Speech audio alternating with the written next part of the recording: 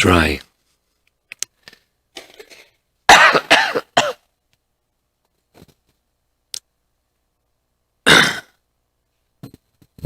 My voice this morning was stronger. Midday was weaker. I'll try.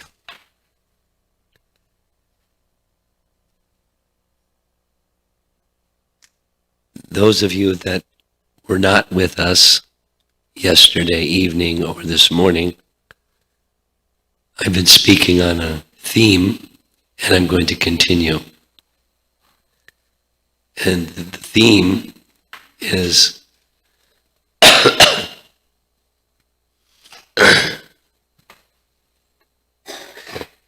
theme is the connection,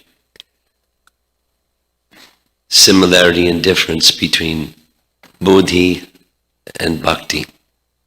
Bhakti is, we spoke about, Prabhupada has translated that as devotional service. Commonly, translators of the Gita or the Vedic text call bhakti as devotion, like something you feel. And it's certainly something you feel, but it's also something you do. And the operative part of bhakti yoga is service with priti purvakam, with feelings of affection and devotion for the personality. Waiting for, somebody have some cough drops, something in your bag. Here it comes. Need a few of these. Brown shoulder bag.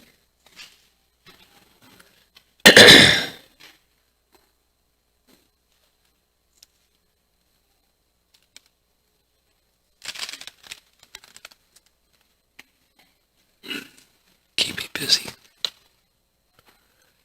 One moment. Kantil for those of you from India.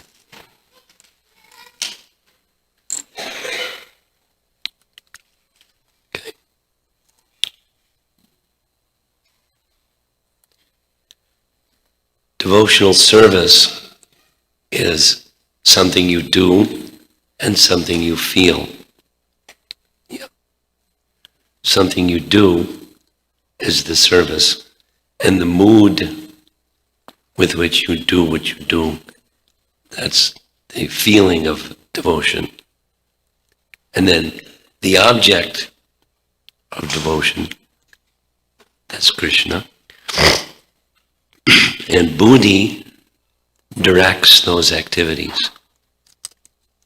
It directs your feelings even.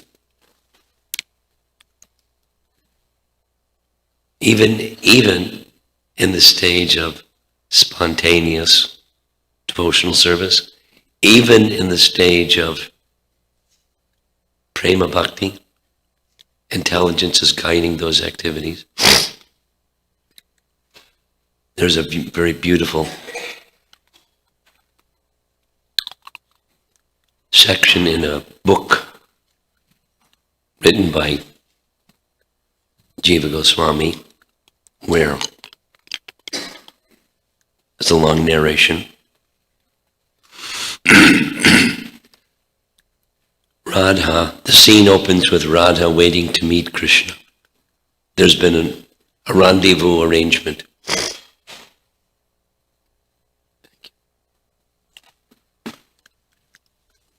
And all the gopis are assistants of Radha. They're preparing Radha in various ways to meet Krishna.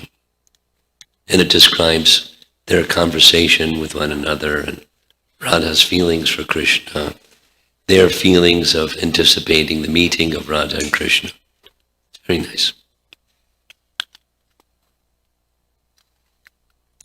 Time passes, and you know when there's an expectation, when you're waiting for a bus or for a subway train, or time like takes forever.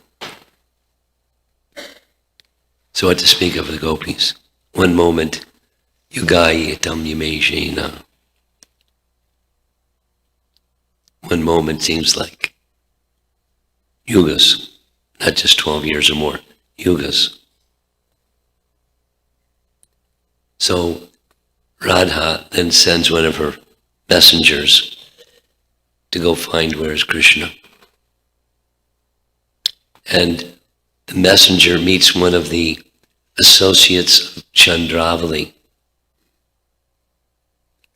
And the associate of Chandravali says to Radha's messenger, "Oh, didn't you know your Krishna is with Chandravali? So Radha's just going to have to wait. Too bad." Like haughty.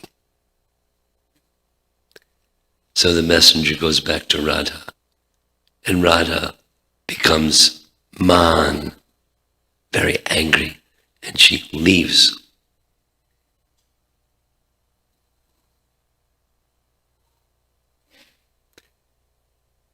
And no one knows where she went.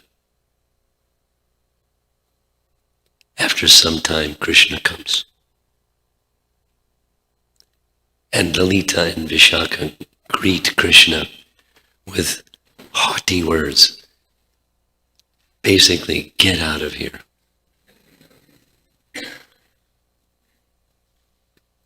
It's much sweeter than that. They say it in very elegant ways. Get out of here.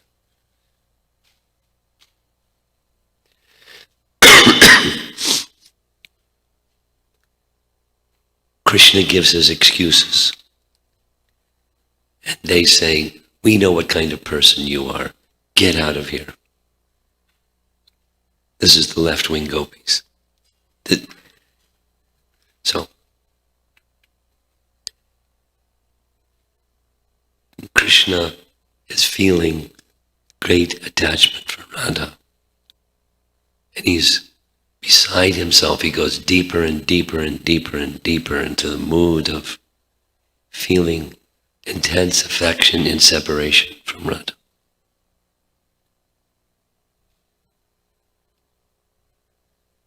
It'd be nice to have an artist make a painting of that. I saw a painting once that was like that. It was Krishna, one of those very old Bengali paintings that looks, the background is kind of at night and dark.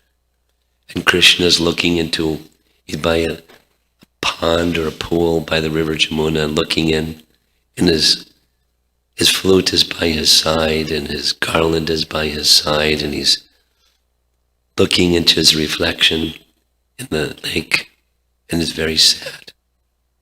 Anyway, feeling separation from Radha.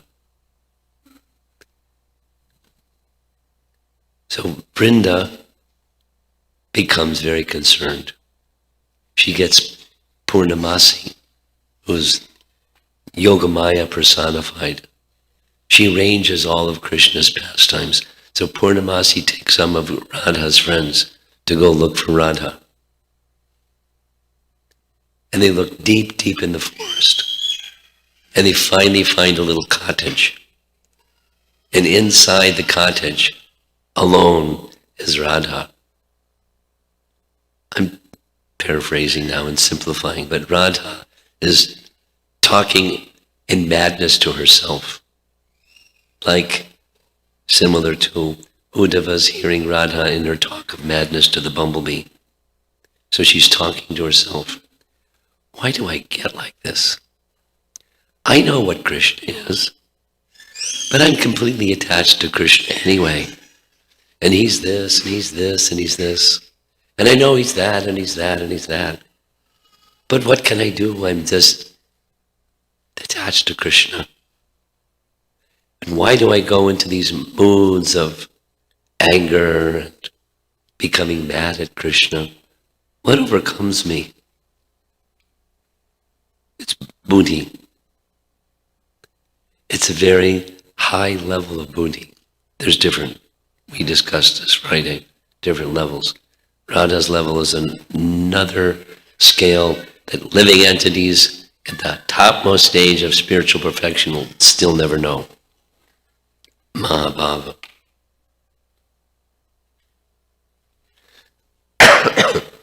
Buddhi directs the mind when things are in proper order. Spiritual intelligence directs the mind, which in turn directs the senses to perform activities in devotion for Krishna in such a way Krishna is pleased. I started describing a little bit this afternoon, I think.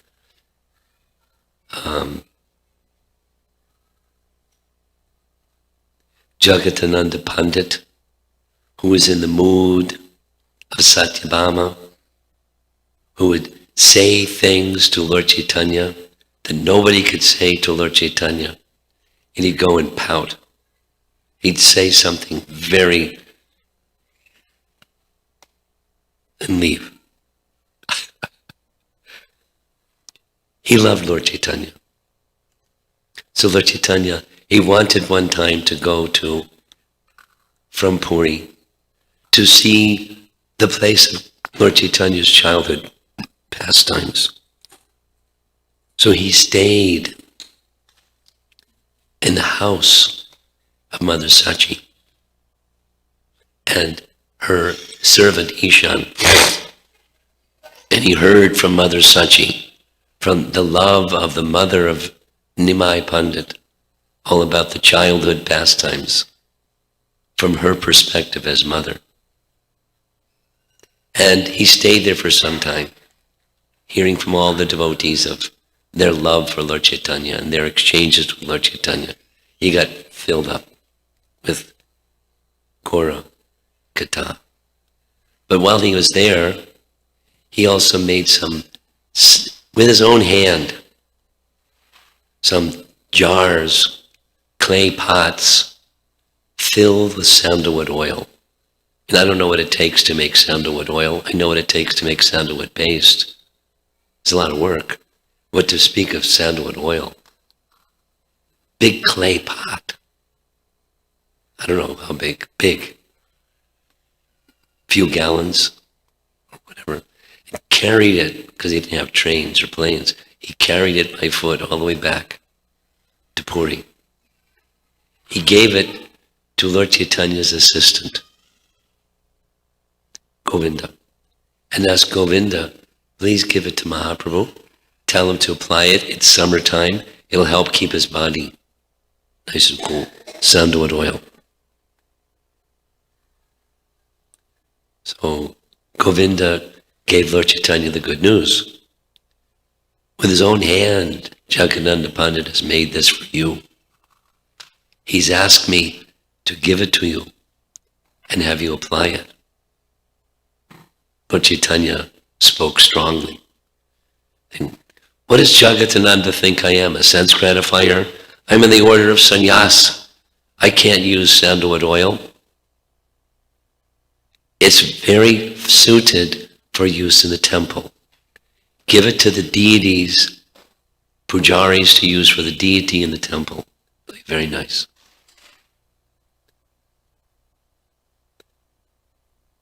The next day, Jagadananda came and asked Govinda, as he used the sandalwood oil. He didn't want to say no, and he didn't want to say yes. So he just told the truth and said, Lord Chaitanya said it's best if it's given for the deities in the temple. Right there by the side of Mahaprabhu's little residence Gambhira, he picked up the clay pot of sandalwood, smashed it to the ground, and went storming off to his room, locked the door from the inside, and fasted for days. Refused to eat, come out, anything. News came to Lord Chaitanya. Jagadananda's pouting because you wouldn't use the sandalwood oil. After some days, total fasting, Lord Chaitanya went and knocked on his door. He describes this pastime in his book. what he was feeling when he was doing this. It's amazing. Knock, knock. Jaga, I'm very hungry. I haven't eaten for days because I heard you're fasting. Could you please come cook for me? Jaga, please come out and cook for me. The door opened. Jaga was smiling. Said, you go take your midday bath. I'll prepare the cooking. Lord Chaitanya came back. Piles and piles and piles. And as Lord Chaitanya would eat some, Jagadananda would put more. One of those things that you do in India sometimes.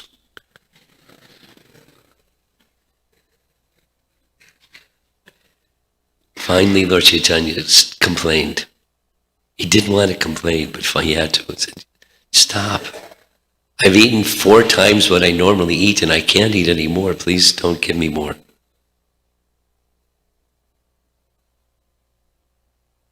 And then some conversation about more or not more. Then Lord Chaitanya said, I finished. Now I want to see you take your meal.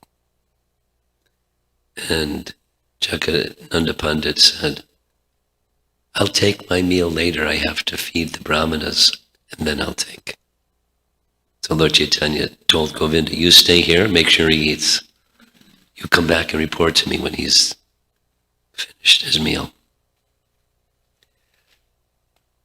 And why did he do like that? Why did Radharani go off and have a fit of anger with Krishna?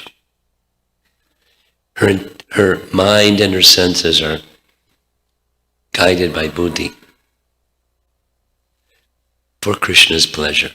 You read Jagadananda Pandit's writing, and he's over and over and over. He begins the book saying, I don't care if people understand me or don't understand me.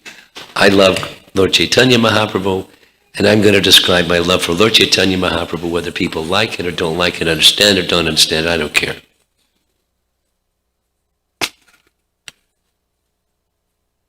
Then he goes on, his love for Lord Chaitanya. The title of the book is Prema Vivarta. Vivarta means hidden. So sometimes, in different ways, devotees hide their love. Sometimes they exhibit their love. But in the stage of prema, buddhi is fully operative. And preliminary, we've been discussing this, preliminary stages, buddhi can also be, has to be active, where you're discriminating between what is to be done, what is not to be done, what is going to take you to Krishna, what is not. Whatever stage you may be in. Some discrimination, and that discrimination power, Krishna says, it comes from him. In Bhagavad Gita, Krishna says, Mritak smritir jnanam apohanam cha. Remembrance, knowledge, and forgetfulness comes from him. Sarva shachaham hridhi sanivishto. I'm situated in the heart. That's Paramatma. He's giving us our karma. He knows perfectly our attraction for guna. He's orchestrating everything in reciprocation with the living entity's disposition, which is the culmination of years, lifetimes, unlimited numbers of moments, of lifetimes of being involved in matter and trying to be the enjoyers of matter. And then along comes a devotee. And the devotee is compassionate. And the devotee wants to give Krishna to such a person. So that's happened with each one of us. Otherwise, we wouldn't even have begun bhakti. Someone carrying bhakti gave us the opportunity to say yes to Krishna instead of no.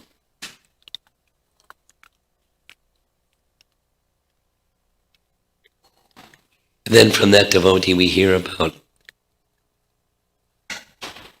keep it simple, Krishna's glories. We were all doing something else in the spiritual side before we came in contact with Krishna Bhakti. Some may have been very fortunate and since their childhood or birth been engaged in Krishna Bhakti, but for most of the rest of us, something. And then Krishna Bhakti is introduced because Krishna Bhakti and Krishna, it's his internal potency and himself. They're not different.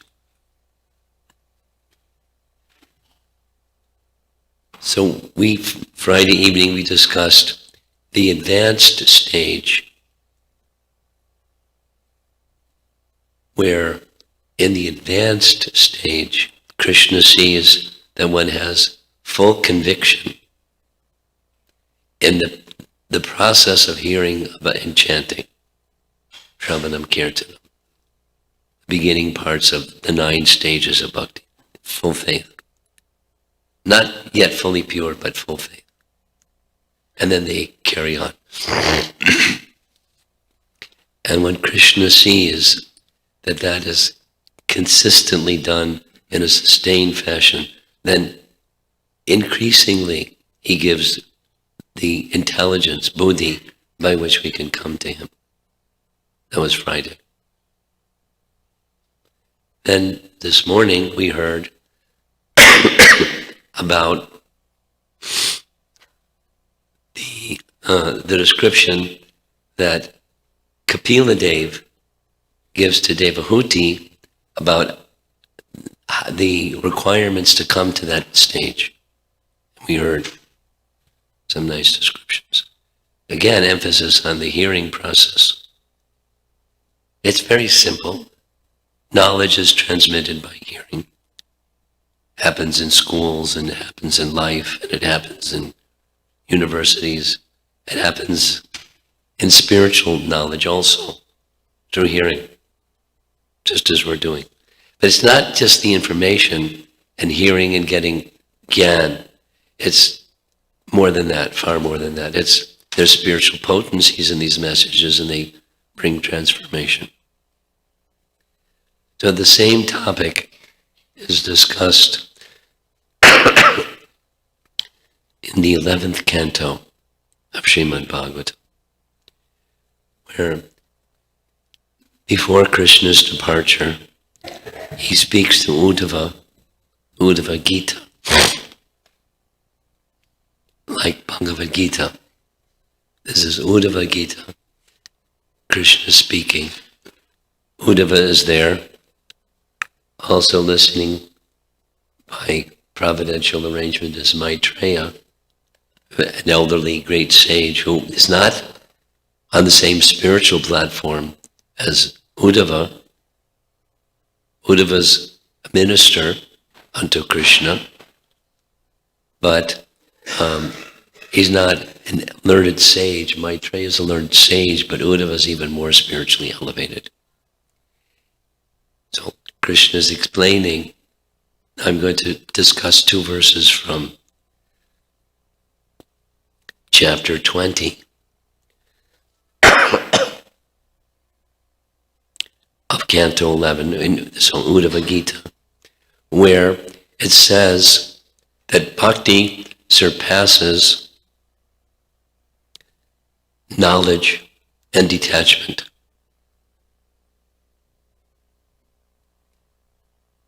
Quiz question. Don't blurt it out, just raise your hand. What is the verse in Canto 1, Chapter 2, where Krishna describes that knowledge and detachment arise causelessly from devotional service to Krishna? I see one hand. Who knows the verse? I see another hand. Shatarupa is being prompted to raise her hand. She knows the verse. Few people know the verse.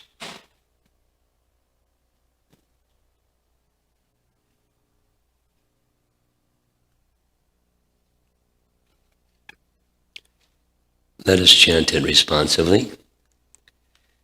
Vasudeve Bhagavati Bhakti Yoga Prayojataha Janiyati Ashu Vairagyam Jnanam Chayad Ahaitukam. Vairagya means detachment, jnana means knowledge, and ahaitukam means without hetu or without cause, they arise. They arise in the heart of one who engages in this, bhakti yoga. Bhakti yoga unto whom? Bhakti yoga unto Krishna. Vasudeva, that's Krishna. The translation reads, by rendering devotional service unto the personality of Godhead, Sri Krishna, one immediately acquires causeless knowledge and detachment from the world.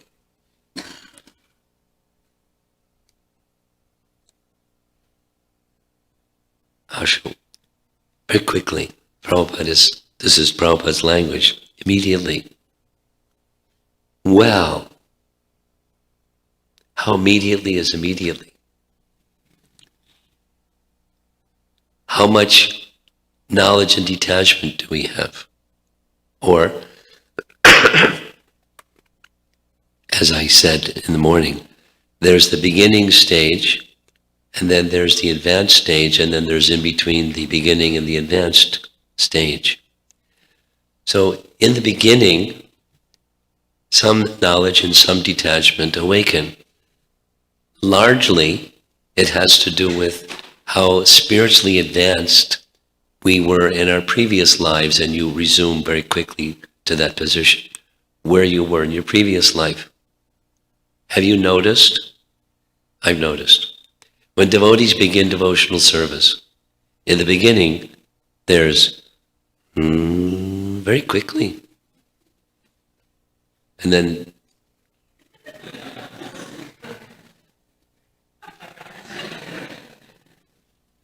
some others go higher, some others don't go that high. To me, it means they just continuing where they left off in their previous life.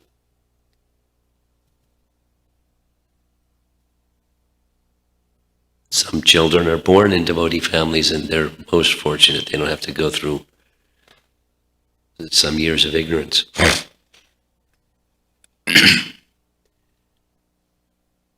But then there's this plateau where you hit this, your head hits the ceiling and that's it. And then it's just, a struggle again. And the struggle is with antar-karana. We heard this morning. The subtle body, anta, within.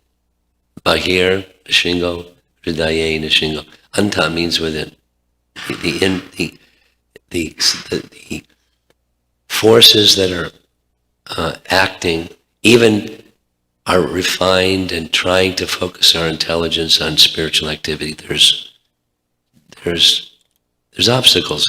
There's anarthas, there's unwanted things going on. So in that intermediate stage, there's two verses from this section where buddhi is operating, but it's not at the prema stage of buddhi yet because of these interferences. That's what I wanted to discuss. How to work your way through that intermediate stage where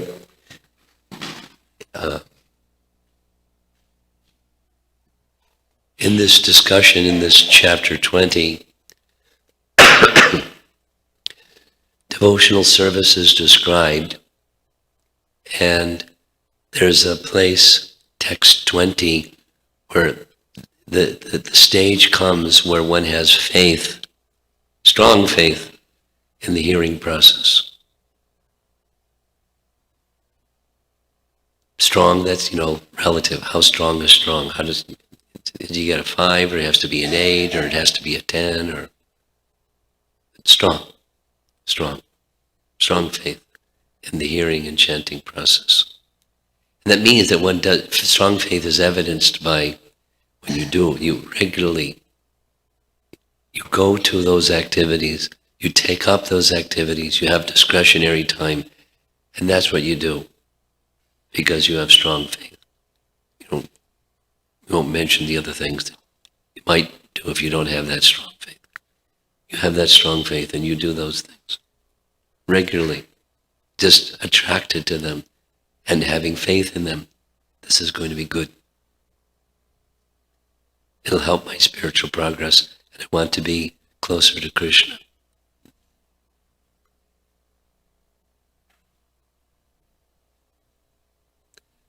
So that's already a given.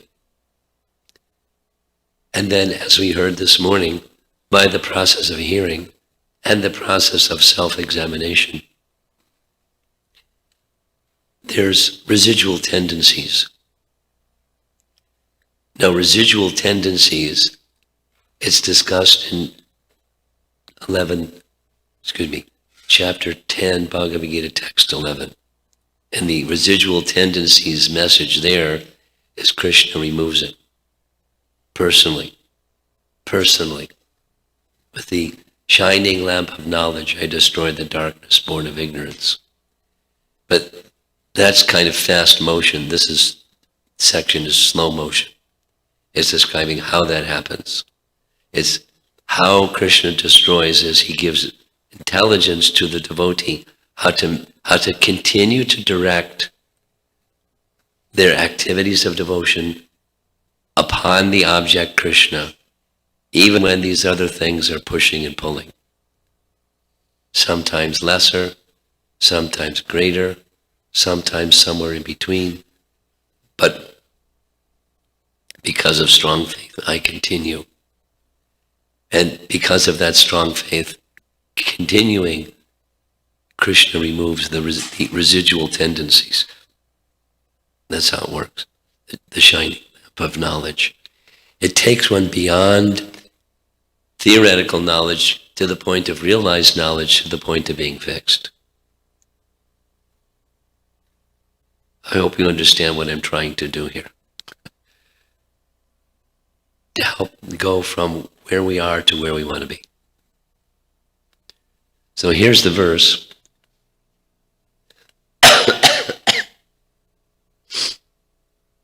27, 28. Jato Shraddha Mat Katasu. That's a given. There's faith, Shraddha, in Mat Katasu.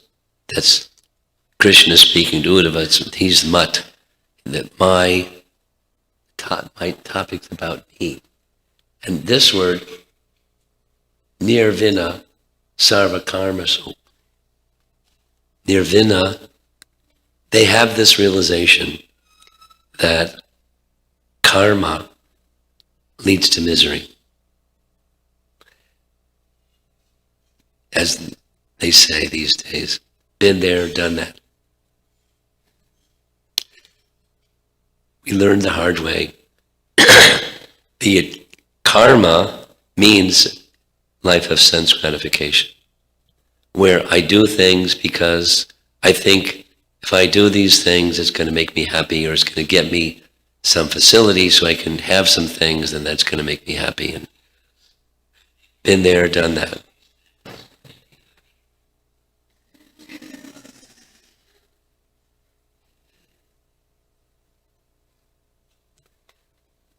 Nirvana, detachment. The translation is stronger, disgusted. Detachment or disgusted, either way. I want to not continue in that way. Veda dukhatmakan kaman. So I'll read the translation. Prabhupada's, or BBT translation.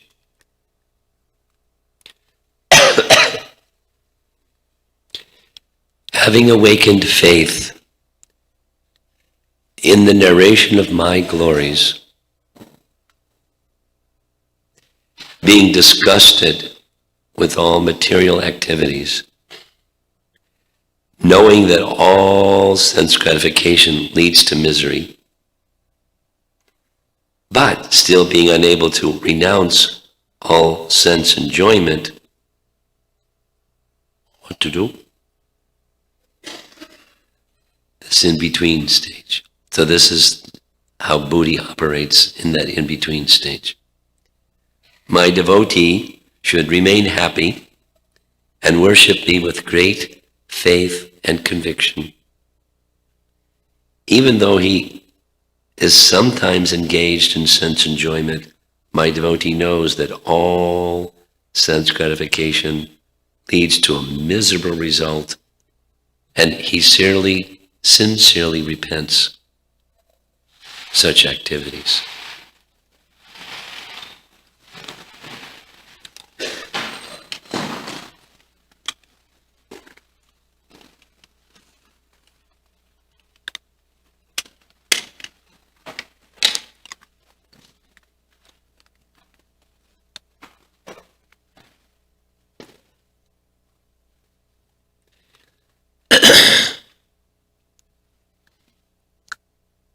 There's a similar message in Bhagavad Gita, 9:30 and 9:31, Bhagavad Gita. Api chet suduracharo bhajate mam ananya bhak sadureva samantavya, that verse. The durachar means bad behavior, something that is not to be done, and sometimes a devotee may do something that's not to be done. They don't deliberately do something not to be done thinking, no problem. I'm a devotee and Krishna is a good janitor. He can clean up my mess after I do something that's not to be done. He'll make everything clean and nice.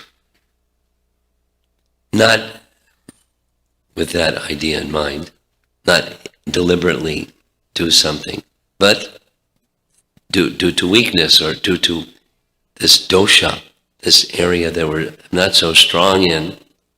I'm strong over here and not so strong over there. I don't become complacent and think it's okay. The intelligence then says, it's not okay. And I'm going to continue now and tomorrow and the next day and the next day.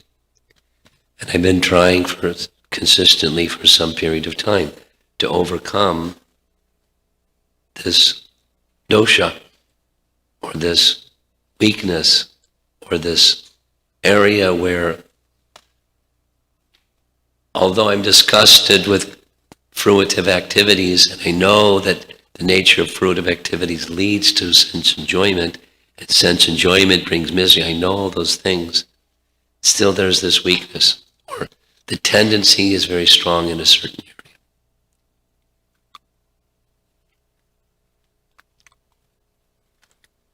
So, what not to do is lament, and that's, paragraphs, 3 paragraphs that speak about don't yield to the mode of ignorance and feel bad about yourself, and beat yourself up, and I'm a bad devotee, and all of those things that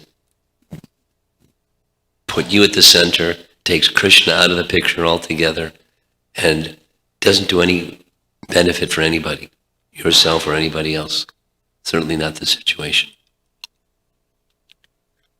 But rather there's the acknowledgement that the byproduct of that weakness is exactly as the translation says. All sense gratification leads to a miserable result. And he sincerely repents all such activities. But that happens in this intermediate stage. In the language of Vishwanath Chakravarti Thakur's commentary, he's very specific. This is in the anartha-nivritti stage before it comes to the nishtha. in the nishtha stage,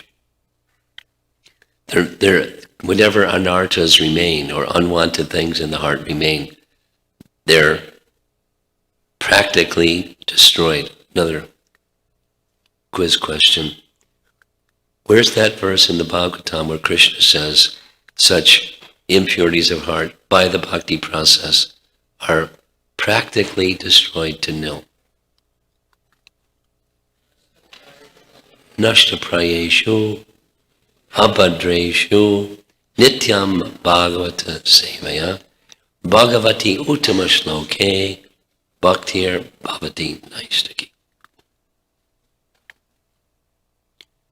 That verse is describing the nishtha. For those of you who are not familiar, it's an intermediate phase where by devotional practice, the byproduct of devotional practice is things that are in the heart that are blocking my connection with Krishna. They're diminished almost to nil, and then we're beyond nil to nil. So in that transition stage, there's still some things. But bhakti is so strong they can't act. They can't exert. In normal circumstances, they can't. But before that nishtha stage is there, they may rule. Not all the time, and certainly not deliberately, but they may sometimes prevail. And then we feel regret. And we regret that tendency is there. But it's there. To know what to do. This verse is describing what to do. You, with faith, in the bhakti process, you go on, guided by buddhi, the spiritual intelligence that says, this will take me to the other side of material existence. It will take me to the nishtha, ruchi, asakti, the higher stages of bhakti. So I'm going to stay in this hearing and chanting activity. And going back to the verse that we read this morning, following the advice of Kapila Dev, look inside while we're engaged in that hearing and chanting process. Look inside and see where's their quality, where's their strength, where's their weakness, and overcome the weakness, Vishwanath says, by worshiping the devotees, and not just coming to the kirtan and not just hanging out, but being engaged in a serious devotional way in the relationship with those devotees that are elevated souls, and trying sincerely to heed their advice, to please them, be, nityam bhagavata sevaya. Nashta prayeshu abhadreshu nityam bhagavata sevaya. By serving the persons who are bhagavatas, they're fixed in the message of Bhagavan. That's their life. Let me serve those persons. That's how those weaknesses can be given up. Say the opposite. If I feel, I have these weaknesses, I better not get in the association of those persons because I'm too contaminated, or something. That's Maya. Keeping you away from the means of purification, and you fell for it. Don't fall for it.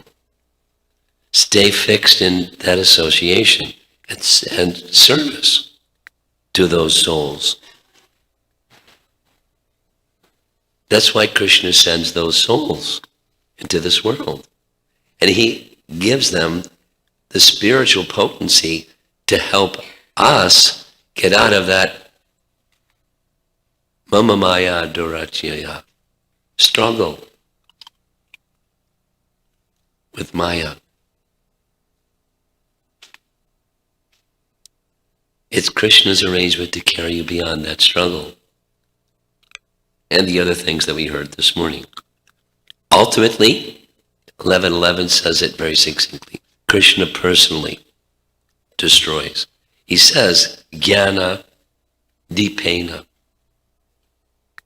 Aham agyana jamtama. Jnana dipena bhasvat. The darkness born of ignorance. That darkness is what it's like when you turn your back to Krishna. Tama. Very dark. Very fearful.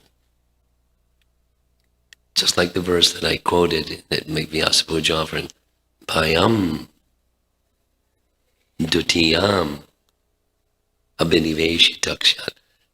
That darkness is a place of, it's fearful. You become attached. You got to be attached to something. If you get attached to something that's dvitiyam, you name it, something that's other than Krishna, whatever your favorite something is, get attached to that something other than Krishna, darkness. It's fearful.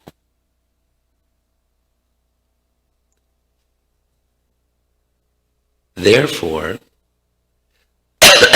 stay in contact with light and stay in contact with the book Bhagavad and the person Bhagavad and the holy name and those things that were mentioned.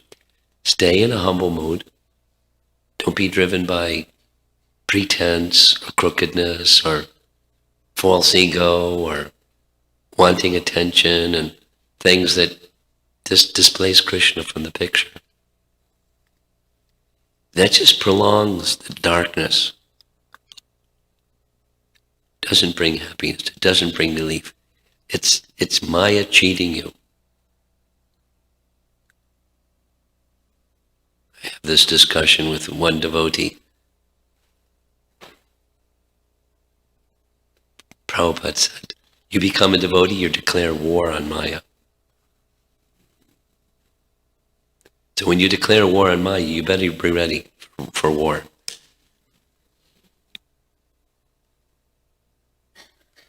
But so mean it and stay with Krishna, and wherever there's Arjuna and Krishna, there's sure to be victory, even if Maya is on the other side. Because Krishna is stronger. Krishna will carry you to the other side of whatever the weakness is, whatever the dosha is, whatever the imperfection is, whatever the anartha is, whatever it is. So this verse is saying, continue with the bhakti process. Now, how do you regard those other things? You want to see them dissipate. They will. I have faith in the means to dissipate them. For the time being, they're not fully gone. And I'm not going to just look the other way or tuck them under the rug or lie to myself or lie to other people. I'm going to be straightforward and honest and simple in saying, this is there, and I need Krishna's mercy to help get on the other side of this something. And Krishna will help. Far more if one holds that openness of regard for Krishna than the concealing behavior.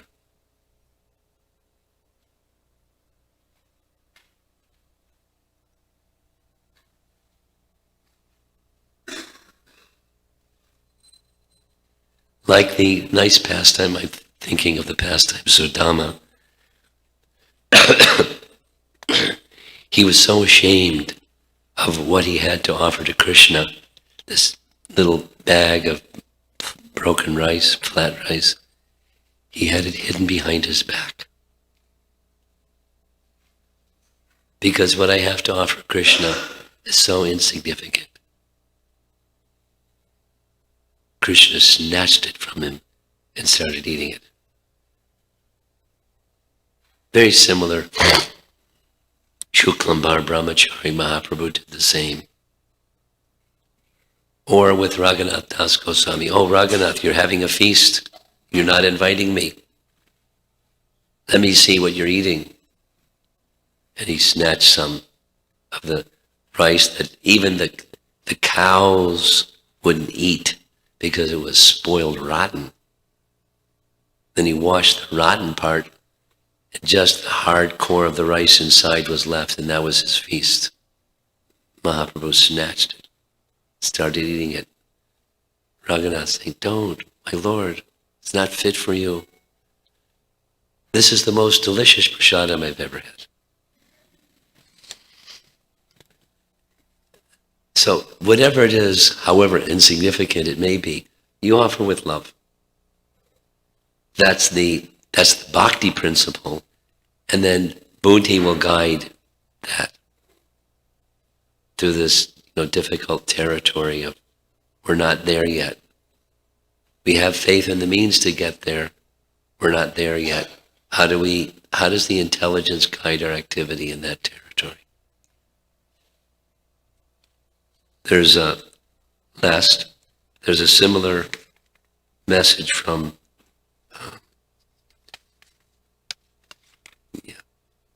Bhakti Sandarbha. Bhakti Sandarbha is a portion of Jiva Goswami's writings. It's the longest of the Sandarbhas describing the process of bhakti. And there's a section where he describes, similar to this, the detachment that is experienced when one becomes spiritually advanced. And the detachment for a non-devotee and the detachment for a devotee are very different. In this intermediate stage, in the cultivation of reaching towards the higher stage.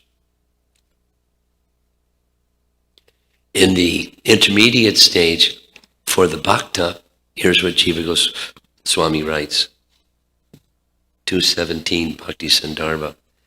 Those desiring bhakti offer the unwholesome actions, thinking, "May the Lord, who is full of compassion, be merciful." By seeing the suffering I undergo due to my wicked desires. Now it's not saying, "Hey, it's okay, I'm a devotee." There's keen awareness of what the goal is and where I am in relation to the goal. I'm not there yet. There are some unwholesome residual tendencies lingering. I'm not there yet. I'm not at the nishtha stage. The verses that follow, the ones I showed you, very quickly, then Krishna takes Uddhava into it, specifically, into the nishtha, asapra, ruchi, and asakti stages of bhakti. So this intermediate stage it's kind of slippery, and it's longer in duration. And we have to be very conscious and deliberate when we're executing this particular phase of bhakti. So we stay on course. Krishna will help, but Krishna is also not going to interfere if we don't try. And if we try, Krishna will help. He sends devotees, he sends his messages, he sends his messengers. He taps us on the shoulder when we're heading for the ditch. "Hey, you're heading for the ditch, look out." And we shouldn't say, "Oh, leave me alone. Don't tap me on the shoulder. What's wrong with you?" We'll end up in the ditch.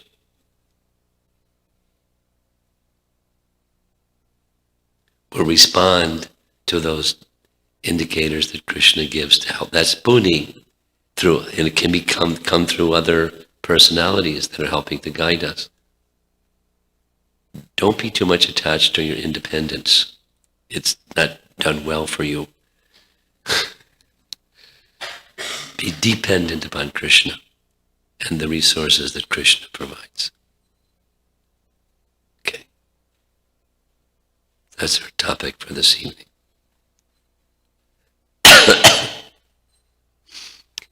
Any discussion?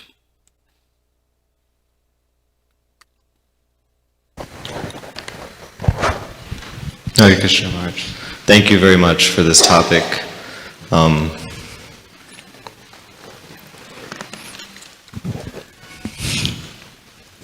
to begin?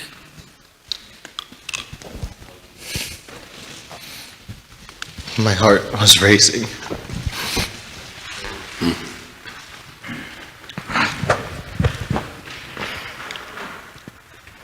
Should we come back? You're going to be okay? Yeah. Okay. For the last few weeks, I've been really thinking about, I've been really wanting to revamp my sadhana. And I've noticed that as you pointed out, Vishwanath Chakravarti Thakur's comment about the only way that we can get over this is, I forget the exact language you use, but through appreciating devotees and taking association of devotees. And I feel that I can count on maybe one hand the number of devotees that I'm truly inspired to hear from and take deep association from and guidance from. And so I feel that maybe that's a problem because I'm not so inspired to hear from immediate devotees. Well,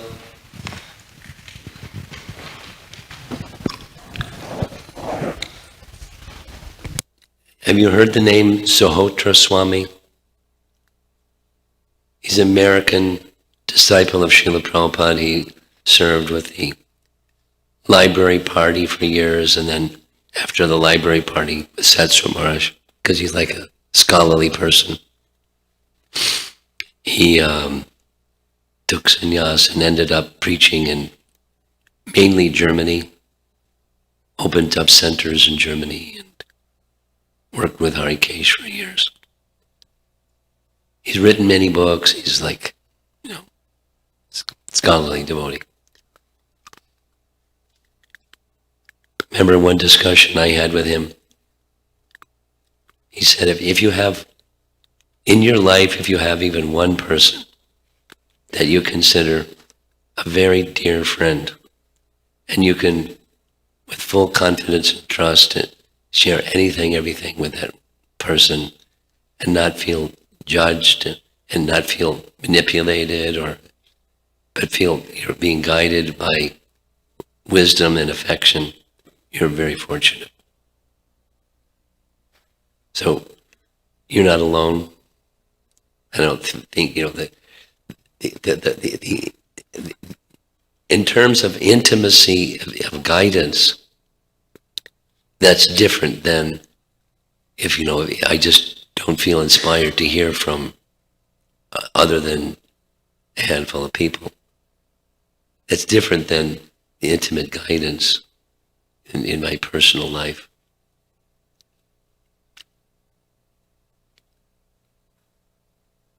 Say it the other way. It can be very confusing if you have multiple people that are giving you intimate guidance in your personal life, because they'll have different perspective on so many things, and one may get confused hearing intimate guidance from so many different perspectives. And then I have to kind of, eeny, meeny, miny, mo, I have to kind of select. But hearing, it's a principle. As Govindacharan was saying, some of us live by principle. And the principle of hearing Krishna Katha from varieties of persons, in principle, it's wonderful.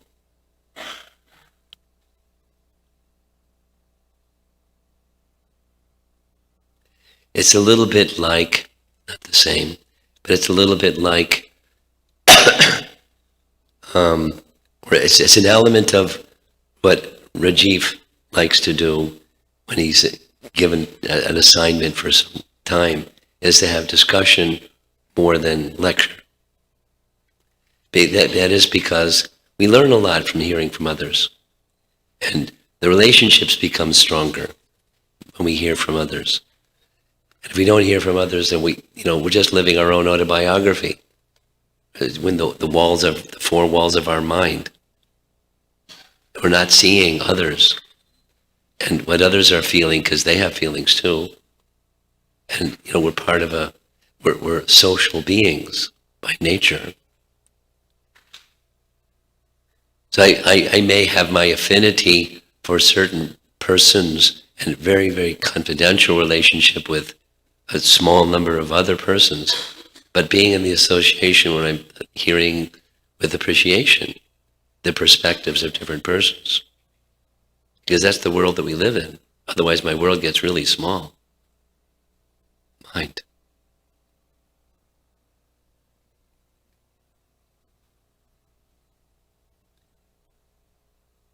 And Krishna empowers different persons in different ways. Some this, some that, and getting the variety of ways in which Krishna empowers people, even in terms of speaking. There's different speakers, and they speak in different ways, and they're gifted by Krishna to speak in different ways, and it's wonderful. It's just part of the unlimitedness of Krishna being manifest through someone. I mean, that's the spiritual world. There's gopis, and then there's left-wing gopis and right-wing gopis, and then there's groups of them. And then there's groups, there's subgroups, and the variety is unlimited. It's the nature of the spiritual world. We may have our closest intimate friends, and then so we practice here what's the spiritual reality.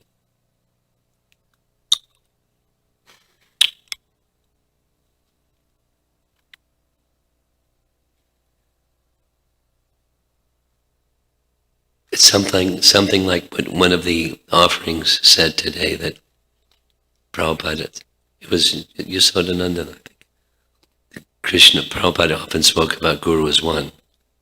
Although there's different manifestations, certainly different personalities, but Guru is one because Guru Tattva is one because the message of Krishna is one.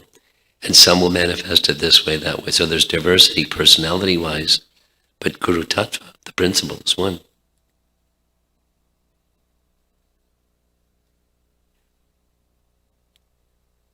And how can I be in Krishna's presence if I'm respectful over here and less respectful over there for persons who are dear to Krishna? And I may have a liking. Anyway, you get the idea.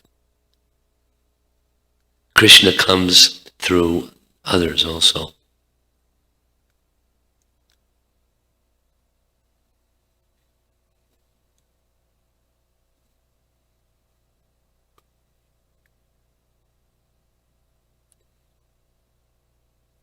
So keep on with the project of whatever the verb you use, revitalizing or restructuring or reinvigorating. And then look at that option also.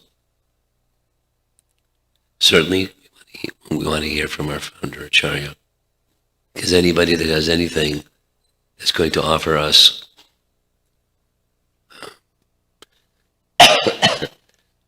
spiritual blessings, it's from our founder Acharya and others manifest aspects of that. My voice is going. Anything else?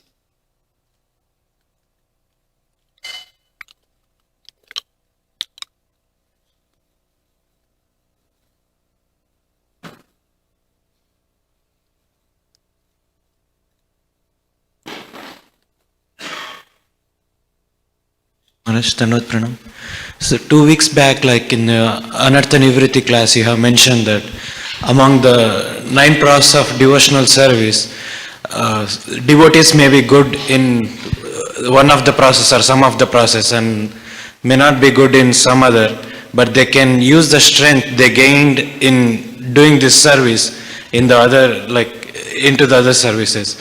like how to do it in the practical way, like using our service to do chanting better, like now like I cannot able to chant better, I cannot hear better, or in the Mangalarti I cannot concentrate on the singing or the whatever prayers we are doing to the Guru. So how can we use this strength in chanting better and praying better? Two things. What you said is not exactly what I said. What you said that I said is not exactly what I said. It's nice, but it's not what I said. Second thing is, what I said was, I said it here too, which is, there are strengths. Krishna has given each one of us something, a gift or gifts. I can think of some people like cooking. They derive happiness and strength from cooking. It's not one of the 9 processes of bhakti, but it's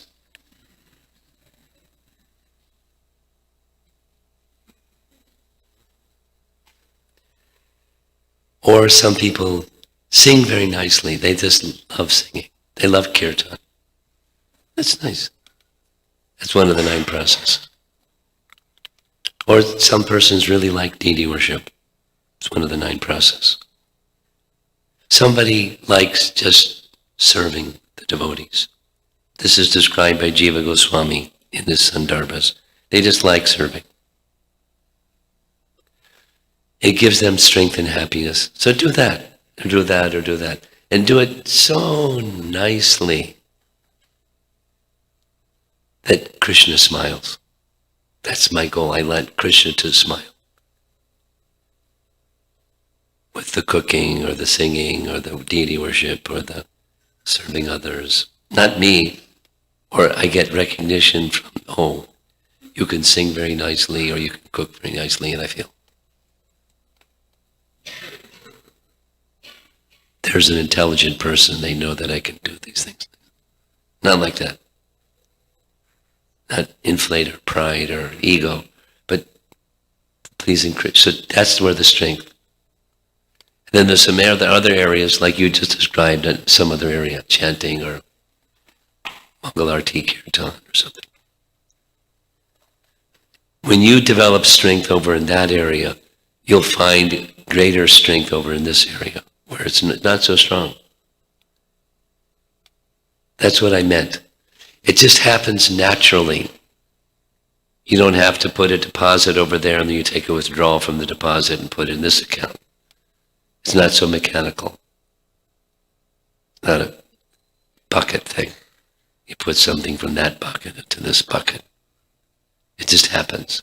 When you have greater spiritual strength, you can apply yourself in an area where you're not so strong because you have greater spiritual strength and you'll be more effective. And it can be doing something you know is good for you, or it can be avoiding something you know is detrimental for you. Whatever that, say, supposing somebody gets angry.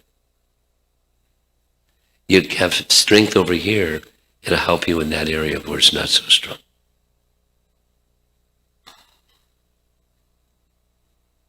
You want the technology of how do you move from the energy from that spot to this spot? No, you're okay. I know he wants to say something more.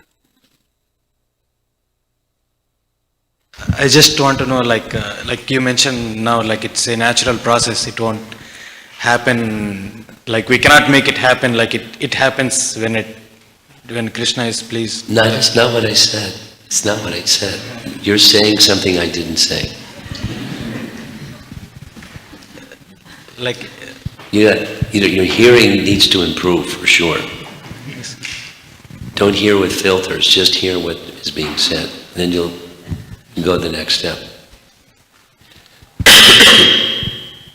When you focus on singing, not so it's attractive and people go, wow, you sing so, but you're singing from your heart for Krishna. It's another kind of singing, another kind of experience on the heart level. And that strength naturally carries over to other areas. Somebody likes to read. Read. So many books. Go deeply into that teaching in such a way that your Krishna is revealing himself to you through those messages. And you feel connection with Krishna. There's strength in that. And then you go to other areas where, I don't know, you eat too much. Or something. You get angry, or you don't speak pleasingly to others. Or whatever it is. There's some weakness. Krishna will help you. You take strength from this area and into that area. I'm going to take the microphone from you. Who's next? Jimuna Jila.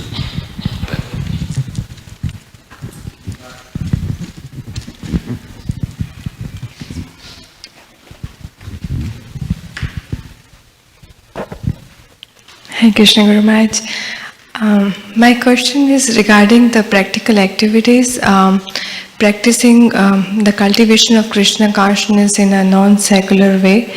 One of the challenges that I face, that when it comes to direct process of devotional service, I'm able to maintain or at least strive for that cultivation of being meditative or being conscious. But when it comes to dealing with the practical daily activities of life, I feel I become aloof and indifferent, and I'm not very conscious in doing, and I spend hours every day doing those activities, and I feel I don't feel the connection. And how do I cultivate a meditative or a prayerful mood in approaching so that I can have a connection and carry that consciousness to my daily activities?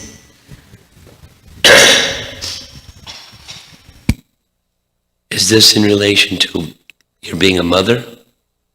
Right now my primary role is as a housewife and taking care of household activities. Yeah. So that's the hours a day pass. So your household duties, I want to be a little specific. Yeah, I'm specifically looking at, like, I am not very careful in taking care of my physical space around me, and I feel I become negligent in that. Okay. Applying this principle that we've been speaking about, there's two main things. There's many things that the class this morning was specific to your question. This evening class specific to your question.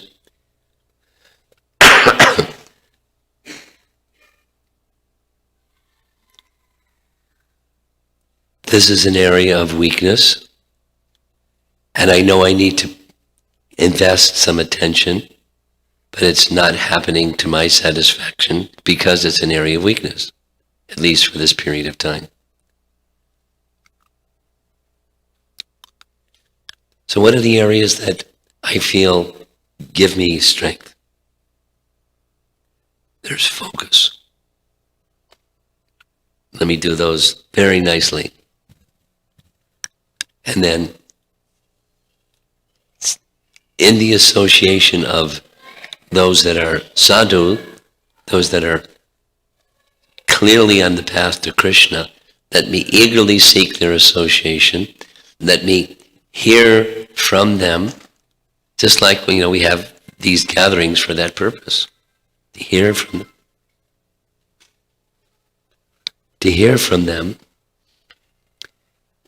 in the manner of letting those sound vibrations go into your heart, not just into your head, and tell you turn left instead of right, or something like a GPS system. It's from the heart. There's potencies in those messages that can carry us to the other side of that weakness. That's part of the strength. And with faith in that, carry on in the hearing process, taking strength from over here and applying it over there, little by little, little by little, little by little. You may even need just do a timeout. It's specific, the space. So just do a reset, make the space really in order, very clean, like, not fanatically clean, but spectacularly clean and orderly. And then keep things in order. I've learned this from travel. There's this saying, there's a place for everything and everything's in its place. As soon as you're done with something, you put it back. Because if I don't do that, boy, it's chaos. And just even one item of negligence, I don't remember where I put my passport, and it's time to take an international flight and, wait a minute, where's my passport? Panic. Or something. So, in principle, place for everything and everything. It's mode of goodness. Make orderly and clean and maintain it. Like Prabhupada's explanation of a brahmana. A brahmana is known by when they enter a place, before they begin their activity, they make it clean. And when they leave it cleaner than when they started. So like the kitchen, he was using that in terms of the kitchen. The kitchen is clean. You go in and make it clean. It's already clean. You go in and make it clean. And as you're cooking, you're cleaning, not like, this is Prabhupada's standard. I know some cooks, I know of a particular cook that doesn't do this. And I won't mention their name, but I'm sure there's some people in the room who know what I'm talking about, who I'm talking about. But Prabhupada's standard, he trained the devotees that as you're, it's like one hand is stirring and the other hand is cleaning. You're keeping it clean, and then when you're done, you clean. Then you come in again and it's already clean. You clean. Just, it's a Brahminical standard. So do a little time at this possible. Time out. Just get the space in order. Everything has a place. And you keep it in. When you take it out, when you're done, you put it back. Just like your child. As a mother, you probably had spent some substantial part of your day just putting things back in order that a child puts out of order. And by your standards, you'll train the child. Not like force, but by example. That disorderliness will be passed on, and orderliness will be passed on. So it's not unimportant, especially as a mother, for your own peace of mind and for the training. And as a teacher, as a sannyasi, guru, GBC, we have to be exemplary. What standards we set, it's going to determine what followers do, what their standards are. So it's an important responsibility as a mother. Set the right standard, be orderly. Get yourself organized, and then maintain it. That's goodness.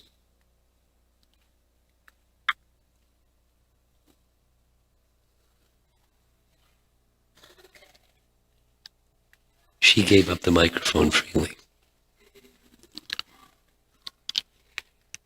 One more question, anybody?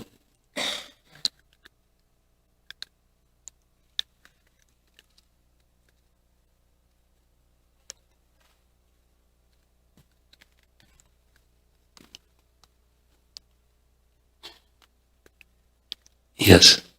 Krishna Maharaj, thank you very much. Maharaj, while cultivating Krishna consciousness,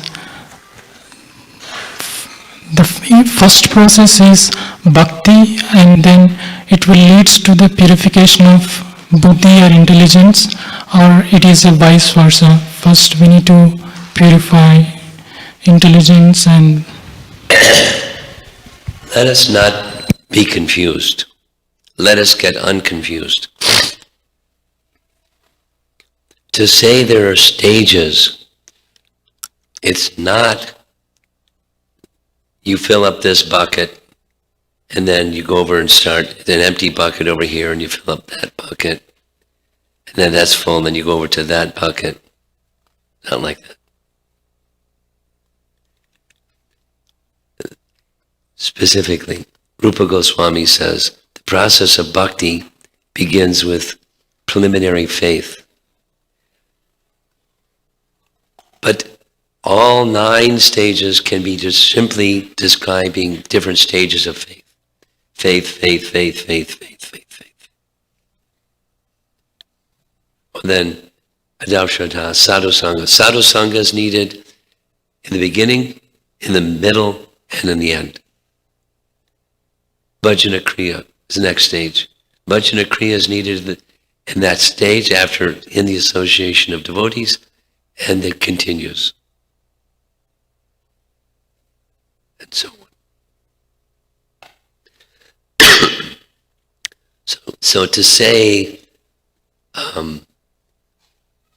Krishna gives buddhi, it's not to say not until the bell rings does Krishna give buddhi. It's there from the very beginning. Just hearing about, you're not this body.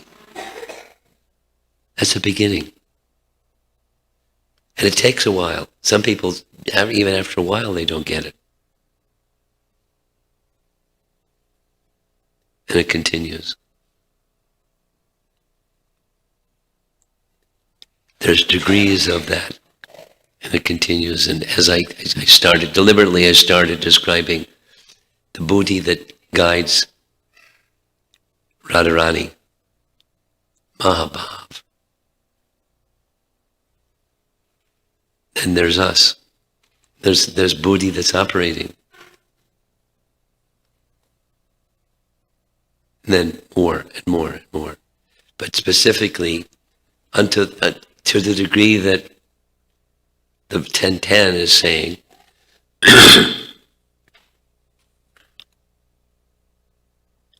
satata yuktanam, there's consistency in that commitment to be in your relationship with Krishna, serving him with love. I'm not there yet, but I'm consistent in my efforts. I sincerely wish. And Krishna gives. It's not like he didn't give anything before and he doesn't give anything after that. It's a one-time event. It's not like that.